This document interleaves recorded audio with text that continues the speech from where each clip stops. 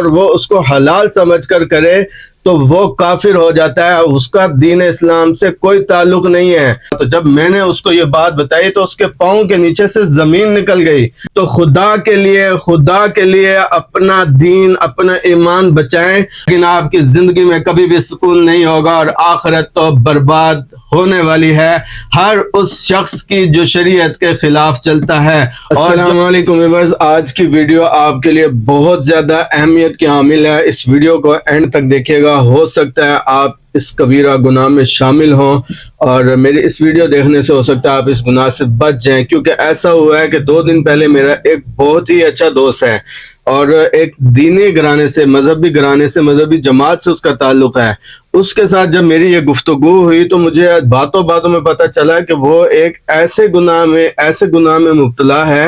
کہ اس گناہ کی وجہ سے انسان کی نسلیں تباہ ہو جاتی ہیں۔ تو میں جب اس سے بات ہوئی تفصیل سے تو پتہ چلا کہ اس نے ایک بندے کو 16 لاکھ روپے دیے ہوئے بطور انویسٹر، مطلب وہ میرا دوست انویسٹر ہے، اور اس نے ایک ایسے بندے کو جو کاروبار کر رہا ہے کپڑے کا، اس کو دیے ہوئے ہیں 16 لاکھ روپے، اور وہ بندہ اس کو منتھلی جو ہے فکس 30,000 روپے دے رہا ہے، منتھلی فکس 30,000 روپے اس کو آ رہا ہے۔ اب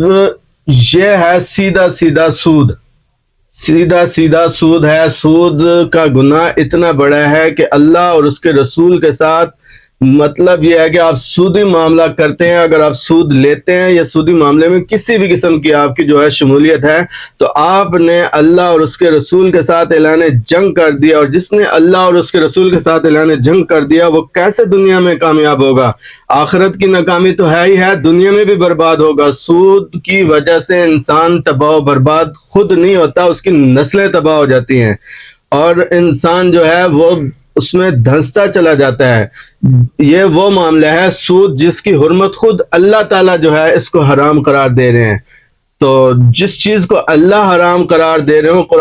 قرآن اور حدیث دونوں میں سب سے زیادہ اگر شرک کے بعد کسی گناہ کے اوپر وعیدیں ہیں تو وہ سود ہے، اور ہم میں سے اکثر لوگوں کو نہیں پتا ہوتا۔ یہ ویڈیو بنانے کا مقصد یہ ہے کہ ہم میں سے اکثر کاروباری حضرات، دکاندار لوگ جو ہیں، اب جتنا بھی ہمارے ملک میں بزنس ہو رہا ہے، لازمی ہوتا ہے کہ بہت کم ایسے لوگ ہوتے ہیں جن کے پاس سارا پیسہ خود کا ہوتا ہے اور وہ اس پہ بزنس کر رہے ہوتے ہیں، ورنہ اکثر لوگوں کے پاس انویسٹر ہوتے ہیں، وہ انویسٹر کے ساتھ معاملات طے کرتے ہیں اور ان چیزوں کو بالکل سائڈ پہ کر دیتے ہیں کہ ہمارے اس معاملے میں کہیں پر سودی معاملہ ہے یا نہیں۔ بہت سے لوگوں کو اس چیز کا علم ہی نہیں ہوتا کہ وہ سودی معاملہ کر بیٹھے ہیں اور وہ سود کا گناہ کر رہے ہیں۔ اکثر لوگ ایسے ہیں کہ جن کو پتا ہوتا ہے کہ ہم جو کر رہے ہیں یہ سود ہے، اور وہ جان بوجھ کے کر رہے ہوتے ہیں، وہ تو مطلب سود کو حلال سمجھ کے کر رہے ہیں یا حرام سمجھ کے کر رہے ہیں، ان کی تو آخرت برباد ہے ہی ہے۔ اور کچھ لوگوں کو تو پتا ہوتا ہے کہ ہم جو معاملہ کر رہے ہیں یہ سودی معاملہ ہے، وہ اس کو اگر حلال سمجھ کے کر رہے ہیں تو وہ کافر ہو جاتے ہیں۔ سود کو اگر کوئی جو چیز اسلام کے اندر حرام ہو اور وہ اس کو حلال سمجھ کر کرے تو وہ کافر ہو جاتا ہے، اس کا دین اسلام سے کوئی تعلق نہیں ہے۔ اور کچھ لوگ ایسے ہوتے ہیں کہ وہ کر تو رہے ہوتے ہیں لیکن حرام سمجھ کے کر رہے ہوتے ہیں، ان کو پتہ ہوتا ہے کہ یہ ہم کر رہے ہیں اور یہ حرام ہے، لیکن وہ آگے سے کہتے ہیں جی ہم مجبور ہیں، ہم پھنس گئے ہیں، یہ ایک الگ بات ہے۔ اور کچھ لوگ ایسے ہوتے ہیں بیچارے، ان کو پتہ ہی نہیں ہوتا کہ ہم جو کام کر چکے ہیں، ہم جو معاملہ کر رہے ہیں، ہمارا معاملہ کئی سالوں سے چل رہا ہے، وہ سود پر مبنی ہے، ان کو تو پتہ ہی نہیں ہوتا۔ جیسا کہ میرے دوست کو پتہ ہی نہیں تھا کہ وہ ایک سودی معاملے میں شامل ہے، ایک مذہبی گھرانے سے، مذہبی جماعت سے تعلق ہونے کے باوجود اس بندے کو نہیں پتا تھا کہ وہ سود پر لین دین کر رہا ہے۔ باتوں میں بات ہوئی اور اس نے مجھے کہا جی مجھے وہاں سے 30,000 روپے منتھلی آتا ہے، لیکن 2 مہینے ہو گئے ہیں، وہ آگے سے یہی کہہ رہے ہیں جی کاروبار نہیں ہے، اور وہ 30,000 روپے بھی مجھے 2 مہینے سے نہیں مل رہا۔ تو جب میں نے اس کو یہ بات بتائی تو اس کے پاؤں کے نیچے سے زمین نکل گئی، اور اس کے بعد میں نے ارادہ کیا کہ میں ویڈیو بناؤں۔ ہو سکتا ہے سینکڑوں لوگ اس طرح کے ہوں گے جن کو اس چیز کا علم ہی نہیں ہوگا اور وہ سودی معاملہ کر رہے ہوں گے۔ اگر آپ نے کہیں پر پیسے انویسٹ کرنے ہیں تو اس کا طریقہ کار یہ ہوتا ہے کہ اگر آپ نے 5 لاکھ 10 لاکھ 50 لاکھ 1 کروڑ جتنا بھی پیسہ انویسٹ کرنا ہے، اس میں سے نیکسٹ بندہ جس کے پاس آپ پیسہ انویسٹ کر رہے ہیں، جو بزنس کر رہا ہے اس پیسے سے، اس کے ساتھ آپ کے معاملات اس طریقے سے طے ہونے چاہیے کہ آپ نے اس بندے کو کہنا ہے کہ جو آپ کماؤ گے، جو نفع حاصل کرو گے اس رقم سے، اس نفع میں آپ اس کے ساتھ پرسنٹیج طے کریں گے کہ اس نفع میں سے آپ نے مجھے جو ہے 30%، 40%، 50%، جہاں پر آپ لوگوں کی آپس میں معاملات طے پا جاتے ہیں، وہ نفع کبھی کم ہوگا کبھی زیادہ ہوگا، ہر منتھ آپ کو کبھی کم کبھی زیادہ، اس میں نہ آپ کے ساتھ زیادتی ہوگی نہ اس بندے کے ساتھ زیادتی ہوگی۔ عربی میں آپ کو رب المال اور اس کو مضارب بولتے ہیں، جس کو آپ پیسے دیتے ہیں، اور ہماری لینگویج میں انگلش، کیونکہ یہاں پر انگلش کے ورڈز یوز کیے جاتے ہیں تو اس میں انویسٹر کہتے ہیں۔ آپ انویسٹر ہیں اور اس بندے کے پاس آپ پیسہ انویسٹ کر رہے ہیں جو بزنس مین ہے، تو دونوں کے ساتھ زیادتی نہیں ہوگی اس معاملے میں۔ شریعت کے اندر ہر وہ کام ممنوع ہے جس میں دو فریقین میں سے کسی ایک فریق کو نقصان ہو اور ایک کو فائدہ ہو، شریعت نے اس چیز سے منع کیا ہے۔ میرے پاس ایک بندہ آیا، کہتا ہے آپ کو 60 لاکھ روپے دوں گا، آپ کی اس دکان میں انویسٹ کروں گا، آپ اس سے جو نفع حاصل کریں گے نفع میں آپ کے ساتھ شامل ہوں گا، آپ مجھے 30% دیتے ہیں، 25% دیتے ہیں، مجھے قبول ہے، لیکن نقصان میں آپ کے ساتھ شامل نہیں ہوں گا۔ میں نے کہا جی آپ 60 لاکھ نہیں، اگر 60 کروڑ روپے بھی دیں گے تو میں آپ سے یہ پیسے نہیں لوں گا، جو چیز شریعت میں حرام ہے میں کسی صورت میں نہیں لوں گا۔ آپ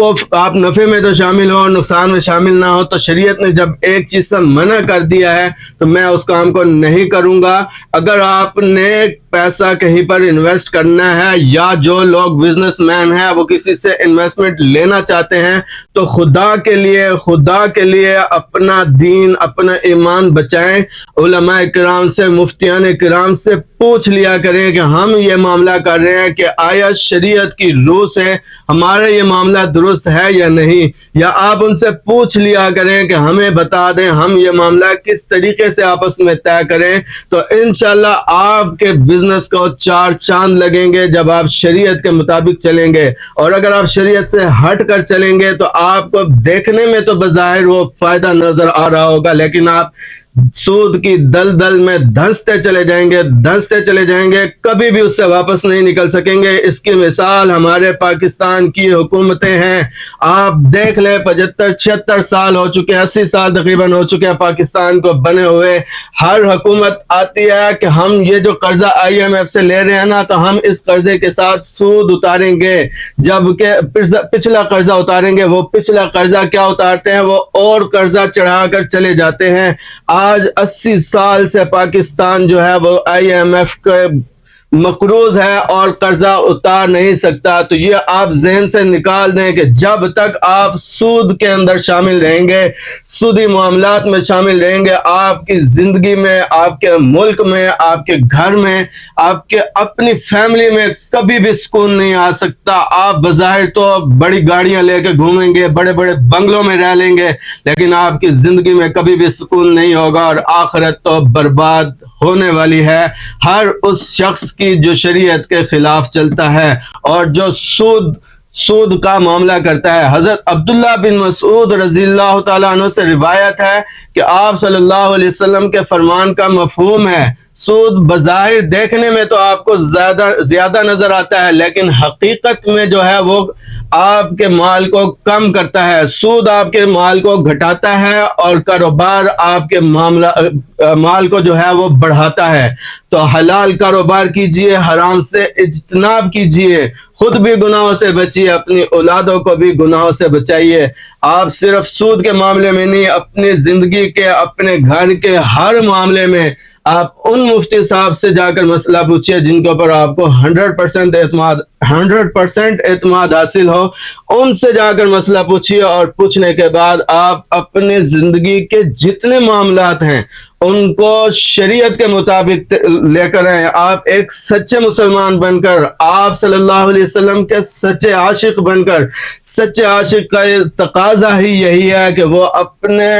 جس معشوق سے عشق کرتا ہے، یعنی آپ صلی اللہ علیہ وسلم کے ہم عاشق ہیں، تو ہمیں چاہیے کہ ہم ان کے ورثاء کون ہیں، یعنی علماء کرام، مفتیان کرام، ہم ان سے پوچھ کر اپنی زندگی کا ایک ایک قدم اٹھائیں، ایک ایک قدم بڑھائیں، تو انشاءاللہ ہماری زندگی میں بھی سکون ہوگا، ہماری آخرت بھی سنورے گی۔ امید کرتا ہوں آپ کو میری آج کی ویڈیو بہت اچھی لگی ہوگی۔ اگر میری ویڈیو اچھی لگی ہے تو ویڈیو کو لائک کیجئے، شیئر کیجئے، کمنٹ کیجئے، زیادہ سے زیادہ اس ویڈیو کو شیئر کریں تاکہ زیادہ سے زیادہ لوگوں کو اس سے فائدہ حاصل ہو اور آپ اس نیکی کے کام میں شامل ہو سکیں۔ اسی کے ساتھ اجازت چاہتا ہوں۔ الحرم موبائل سے اپنا اور اپنی فیملی کا خیال رکھیے گا۔ اللہ حافظ۔